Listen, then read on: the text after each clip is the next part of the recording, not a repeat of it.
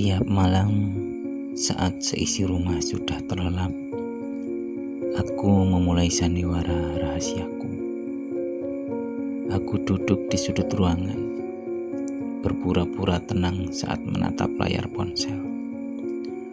Padahal, jika ada yang bisa melihat ke dalam kepalaku, mereka akan mendengar suara gemuruh yang memekakan telinga. Layar kecil di genggamanku ini berisi rentetan pesan tagihan, angka-angka yang belum mampu kubayar, dan janji-janji yang terpaksa ku ingkari. Aku menoleh. Istriku sudah terlelap di sampingku. Nafasnya teratur, wajahnya begitu damai. Sebuah pemandangan yang seharusnya memberiku ketenangan setelah seharian bertarung dengan dunia. Namun entah mengapa, melihat wajah tenangnya justru membuat dadaku terasa kian sesak. Ada rasa bersalah yang menggerogoti ulu hati. Dengan tangan yang sedikit gemetar, aku sengaja menghapus satu persatu notifikasi itu. Aku mematikan daya ponselku, lalu meletakkannya perlahan di atas meja. Tentu supaya istriku tidak curiga tentunya. Dalam keheningan itu, aku sering berbisik pada diriku sendiri. Kamu hebat, kamu sedang melindunginya. Aku merasa sedang menjadi pahlawan bagi keluarga ini. Aku menelan semua racun kepanikan ini sendirian, agar senyum di wajah pasanganku tidak memudar. Aku merasa diriku mampu memikul beban ini di pundakku sendiri. Tapi tahukah kamu, kebohongan, meskipun dibungkus dengan niat paling mulia sedikit pun, tetaplah sebuah kebohongan. Tanpa sadar aku sedang menumpuk batu bata demi batu bata, membangun tembok tak kasat mata di rumah kami sendiri. Aku perlahan menjauhkan diri dari orang yang seharusnya menjadi pakaian bagi jiwaku. Menyembunyikan masalah dari orang yang hidup satu atap dengan kita adalah pekerjaan yang paling melelahkan di dunia. Lebih lelah daripada bekerja seharian. Karena kita harus terus-menerus mengingat skenario kebohongan apa yang kita ciptakan kemarin.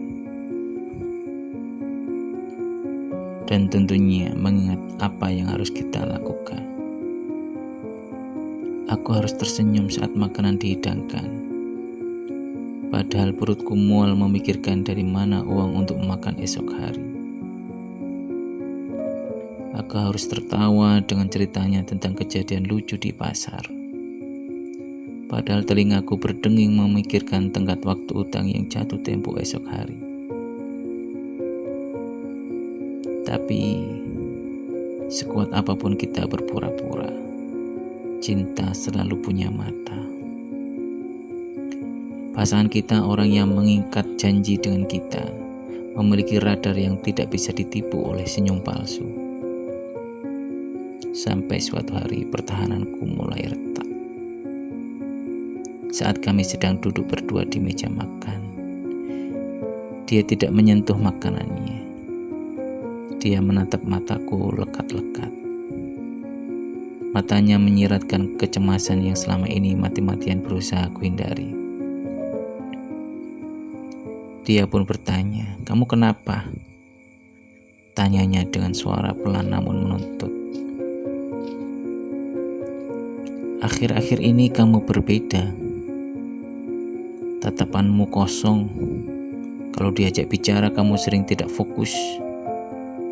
Wajahmu tidak bisa bohong kalau kamu sedang ada masalah. Tolong cerita sama aku." Saat itu lidahku keluh. Aku ingin menangis dan memeluknya. Aku ingin menumpahkan semua isi kepalaku. Tapi egoku, topeng kepahlawananku menahanku. Aku hanya memalingkan wajah memaksakan sebuah tawa hambar dan menjawab, "Gak ada apa-apa, sayang.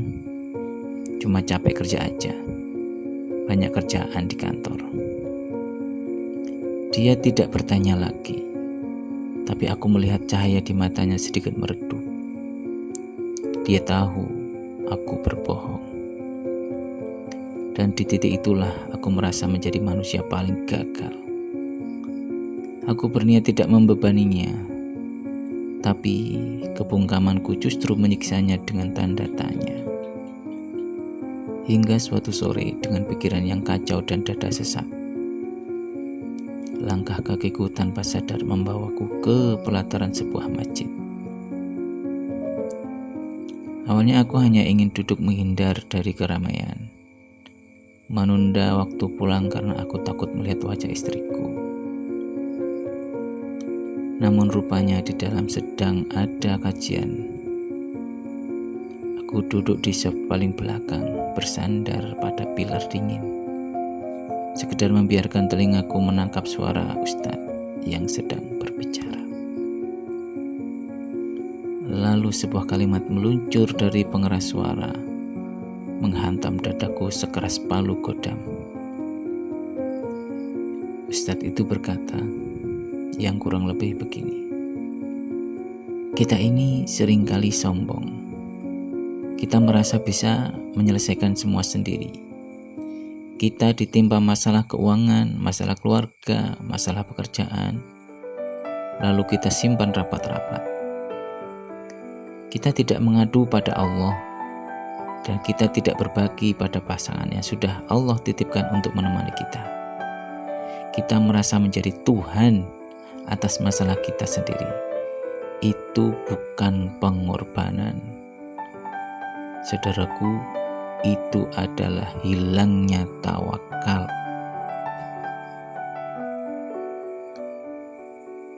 Sontak air mataku jatuh tanpa bisa kutahan. Di sudut masjid itu aku benar-benar terpukul dengan keadaanku. Hatiku hancur berkeping-keping. Ternyata selama ini aku salah. Aku mengira aku sedang berkorban. Aku mengira aku sedang berjuang. Padahal aku sedang sombong. Aku merasa diriku sangat hebat, seolah aku tidak butuh bantuan siapapun, seolah aku tidak butuh pasanganku. Aku lupa bahwa aku hanyalah manusia yang lemah, dan kelemahanku itu tidak perlu disembunyikan. Allah mempertemukan kita dengan pasangan bukan hanya untuk berbagi tawa saat saldo rekening penuh, atau sekedar berbagi meja makan saat semuanya baik-baik saja. Allah memberi pesan kepada kita bahwa mereka, istri-istrimu, adalah pakaian bagimu, dan kamu adalah pakaian bagi mereka. Kalau kita renungkan, apa sih fungsi pakaian? Pakaian berfungsi untuk menutupi cacat dan kekurangan tubuh kita, termasuk aurat kita. Pakaian melindungi kita dari teriknya matahari dan dinginnya malam. Pakaian menghiasi kita agar tampak lebih menarik. Pakaian memberikan kita rasa aman dan kehormatan. Tapi bagaimana mungkin pasanganku bisa menjadi pakaian yang menghangatkanku jika aku sendiri sibuk memakai topeng baja dan bertelanjang dari kejujuran? Bagaimana mungkin dia bisa melindungiku dari dinginnya badai kehidupan jika aku menguncinya di luar ruangan dan membiarkan diriku menggigil sendirian di dalam? Menyembunyikan masalah dari pasangan bukanlah cara untuk saling melengkapi. Saling melengkapi berarti berani menunjukkan kelemahan kita, berani menangis di hadapannya, dan berani berkata, "Aku sedang hancur." Bantu aku mendoakan ini agar Allah memberikan jalan keluar. Pernikahan adalah tentang memikul beban yang sama. Ketika satu pundak terasa patah, pundak yang lain akan bersandar untuk saling menopang. Kekuatan sejati seorang manusia bukan terletak pada seberapa kuat dia menyembunyikan masalahnya, tetapi pada seberapa rendah hatinya dia mengaku bahwa dia butuh Tuhan dan butuh pasangannya untuk melewati ujian tersebut. Malam itu, sepulang dari masjid, aku membuka pintu rumah dengan perasaan yang berbeda. Beban yang bertonton beratnya di pundakku perlahan luruh. Istriku sedang melipat pakaian di ruangan tengah, dan aku pun menghampirinya. Aku duduk di hadapannya, menatap matanya yang lelah, namun penuh kasih, dan menggenggam kedua tangannya dengan suara yang gemetar. Aku akhirnya meruntuhkan tembok yang kubangun sendiri. Aku menceritakan semuanya tanpa ada yang ditutupi, tanpa ada sisa dusta. Dan kau tahu apa yang terjadi? Dia tidak marah. Dia tidak panik seperti yang selama ini kutakutkan. Dia menangis memelukku erat dan berbisik di telingaku. Kenapa kamu pikul ini sendirian, suamiku? Kita ini satu tubuh. Mari kita hadapi sama-sama. Allah pasti tolong kita. Di malam itu, untuk pertama kalinya setelah sekian lama, aku bisa bernapas lega. Aku merasa tenang malam itu. Untuk kamu yang sedang menonton video ini, mungkin malam ini kamu sedang memendam rahasia besar dari pasangan. Mungkin tentang pekerjaan yang terancam, hutang yang menumpuk, atau kesalahan di masa lalu yang membuat dadamu sesak setiap malam. Kamu merasa harus kuat, kamu takut dia kecewa. Tapi ketahuilah, sendirian di dalam kegelapan itu sangatlah dingin. Jangan biarkan kesombongan membuatmu kehilangan pundak yang sudah Allah ciptakan khusus untukmu. Pulanglah pada kejujuran. Jika kamu merasa sudah tidak sanggup menanggung sendirian, atau jika kamu punya penyesalan tentang hal ini, mari kita saling menguatkan. Luangkan waktu sejenak, bagikan ceritamu di kolom komentar. Mungkin dengan menuliskan di sana, itu adalah langkah pertamamu untuk melepaskan beban yang selama ini mengurungmu.